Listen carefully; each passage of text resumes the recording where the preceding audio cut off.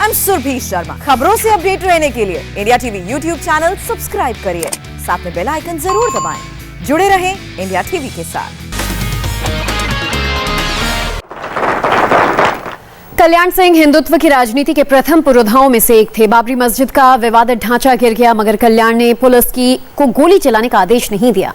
कल्याण सिंह बहुत परिवर्तन को लेकर आए। यूपी में सियासत की ठोस नींव भी रखी। पिछड़े थे, यूपी में बीजेपी के पहले सीएम थे। जो उन्होंने किया उसे कई सालों तक याद रखा जाएगा। 6 दिसंबर को लगभग 1 बजे जब केंद्र सरकार के गृह मंत्री श्री एसी चौहान साहब का मेरे पास फोन गया और कहा कि हमारे पास ये सूचना है कि कार सेवक गुम्बद पर चढ़ गए। आपके पास क्या सूचना है?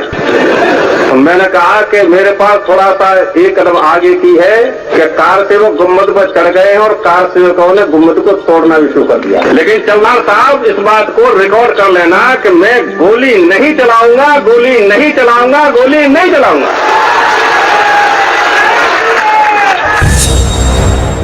भारतीय सियासत के बेबाक बाबूजी नहीं रहे। बाबूजी चले गए। बाबूजी पार्टी के झंडे में लिपटकर ही अंतिम यात्रा पर गए। बाबूजी यानी कल्याण सिंह यूपी की सियासत में तब चेहरा बनकर उभरे जब सूबे की सियासत मंडल और कमंडल के बीच उलझी थी।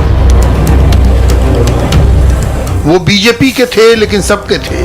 मंडल के सियासी तेवर ने कांग्रेस की राजनीति का मर्डर कर दिया, मगर जिस पार्टी पर सवर्णवाद का इल्जाम धरा जाता था, उसने एक पिछड़े नेता कल्याण सिंह को बागडोर थमा दी। मत भूलिए, कल्याण यूपी में बीजेपी के सबसे पहले सीएम थे। कल्याण सिंह जाति से पिछड़े लोध समुदाय से आते थे।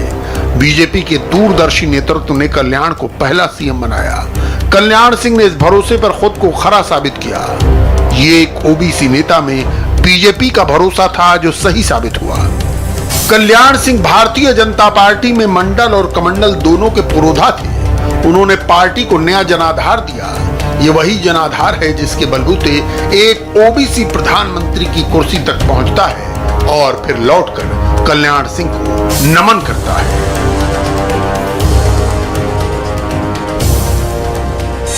कल्याण सिंह जी के माता पिता ने उनका नाम कल्याण सिंह रखा था। उन्होंने जीवन ऐसे जिया कि उन्होंने अपने माता पिता ने उन्हें जो नाम दिया था उस नाम को सार्थक किया। वो जीवन भर जन कल्याण के लिए जिए। उन्होंने जन कल्याण ही अपना जीवन मंत्र बनाया और भारतीय जनता पार्टी, भारतीय जनसंघ पूरे परिवार को एक विचार के लिए, देश के उज्जवल भविष्य के लिए उन्होंने समर्पित किया। प्रभु श्री राम को उनके चरणों में प्रार्थना करता हूं कि प्रभु राम कल्याण सिंह जी को अपने चरणों में स्थान दें। भाजपा का जो विस्तार इस वक्त दिखता है, उसकी बुनियाद में कल्याण सिंह थे। अगर आज अयोध्या में राम मंदिर बन रहा है तो बुनियादी ईंट कल्याण सिंह की धरी है। ढांचा न गिरता तो कोर्ट का फैसला न आता है। अयोध्या में कार सेवकों पर गोली न चलाने का ऐलान उनकी हनुमत भक्ति का दृढ़ प्रतीक था। वे उत्तर प्रदेश में भाजपा के सबसे बड़े और ऊंचे राजनेता थे। कल्याण सिंह भाजपा के अकेले नेता थे जिन्हें बाबरी ढांचा ढाए जाने की सजा अदालत ने दी, जबकि पार्टी के बाकी तमाम नेता बरी हो गए। मंडल कमंडल के इस रसायन से ही कल्याण सिंह हिंदुत्व के पहले प्रबल और प्रमुख चेहरा बने।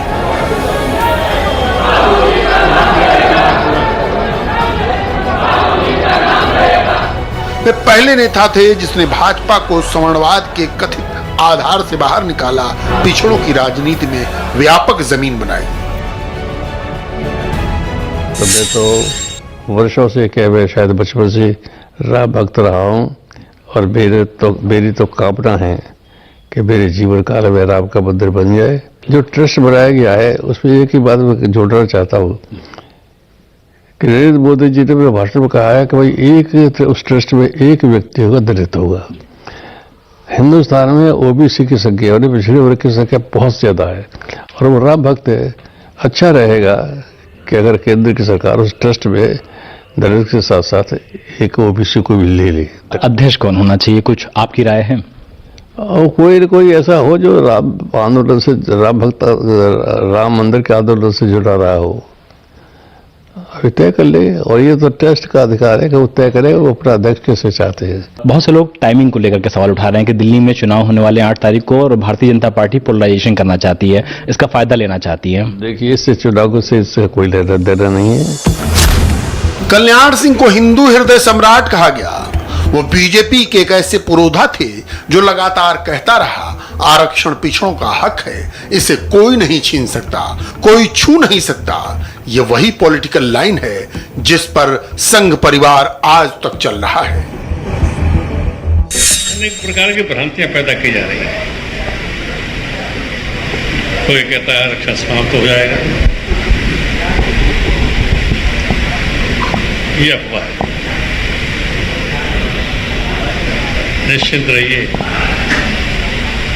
इतना बड़ा समाज, पिछड़ा वर्ग और अनुसूचित जाति जनजाति वर्ग, जिसके पास तक ताकत है किसी को भी सत्ता में पहुंचाने की और किसी को भी सत्ता से जमीन पर लाने की। मैं समझता हूं कोई मूर्ख होगा जो इतनी बड़ी शक्ति को नाराज करेगा। परिस्थिति ऐसी है। निश्चिंत रहिए, अनुसूचित जाति जनजाति और पिछड़े वर्ग के आरक्षण को कोई छू नहीं पाएगा। मुलायम सिंह यादव से उनके रिश्ते तब के थे जब वो पहली बार विधानसभा में आए थे। मुलायम उनके कट्टर सियासी दुश्मन थे। मुलायम सिंह और कल्याण सिंह मंडल बनाम कमंडल की राजनीति के दो ध्रुव थे। सियासी तौर पर दोनों दुश्मन, मगर दोनों ने कभी एक दूसरे का अपमान नहीं किया। कल्याण सिंह के राजनीतिक संकट के दौरान दोनों एक भी हुए, मगर मुलायम सिंह यादव ने लोध वोटों का लाभ उठाने की नीयत से उन्हें पार्टी से जोड़ा था। जब हिंदुत्व के शलाका पुरुष थे, मुलायम राजनीति न हुई तो निकाल बाहर किया। मगर पिछड़ों को हक की बात सिखाना और हक छीन लेना कल्याण सिंह हमेशा सिखाते रहे। संगठन, शिक्षा और संघर्ष ही पिछड़ों को उनका हक दिला पाएगा, इसकी वकालत करते रहे। संगठित रहे तो जो चाहोगे सो पालोगे। 5 इधर और 10 उधर और 15 इधर से भागते रहोगे तो कुछ मिलने वाला किसी को भी नहीं। पहला शिक्षा और दूसरा है संगठन और तीसरा अपने अधिकारों के लिए संविधान के अनुसार जो अधिकार मिले हैं उनके अनुसार संघर्ष। अधिकार कोई भीख में मांगने से देने वाला नहीं है। यारो अधिकार थप्पड़ मारो छीनो,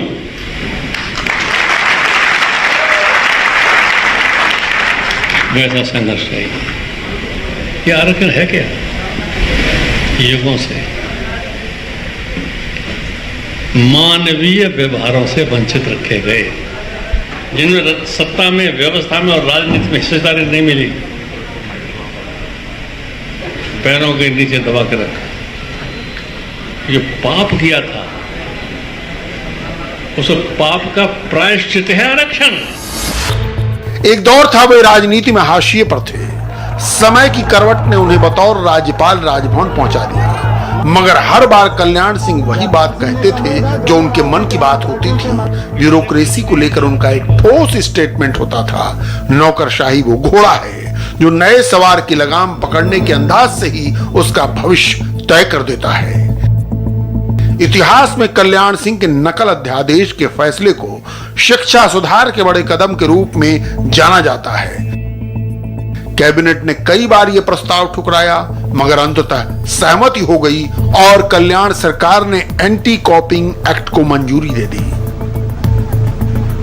अध्यादेश में प्रावधान था कि अगर कोई स्टूडेंट नकल करता पाया गया तो उसे जेल भेजा जाएगा।